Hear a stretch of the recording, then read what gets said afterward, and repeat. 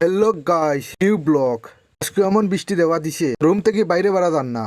অন্য আমরা ছোট মোটো একটা রুম, গরিবর না তেমন আমরা 4-5 জন মানুষ থাকি। পেটেও লাগছে বেজান কিতা করতাম, কই খিচুড়ি বানাইলাই, তো আমরা খিচুড়ি বনের ওইল আমরা রুমের সামনা। রোদ দিলে যে গরম লাগে এখানো। গাইস মেঘর জ্বালায় মুখ তেরা মানাইয়া বুয়াই থাকছে, কারণ কিচ্ছু ভাল লাগে না।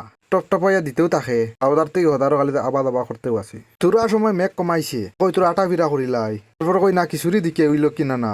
গিয়া দিকে আর এক বেটা পানি আনাত দিত, ওইলা পানি আনতে পারতা না, পানি গুলাই গেছে। তুই কিতা জানাস বেটা, দে আর গিয়া আনাত। তারপরে কই না আমরা যাই পানি আনাত। 4 জন উঠিছি মেশিনও, আমার বসন্তে লইয়া রোয়ানা দিছি। পানি যদি আনে না রাত্রে কিতা খাইমু। আমরা পানি আনাত এইটা তুরা পানি দেম, আমার রাস্তা সুরা বন্ধ। ও মানুষকে দেখা নিয়ে পানি চেক করে এলাকার নাই যাও আবার টানো।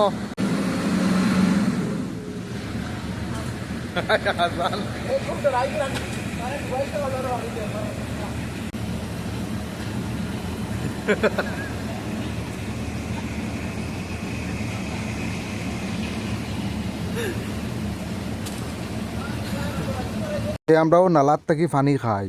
আজি নালা গিয়া থেকে পুরা ফুল গেছে পানিয়ে।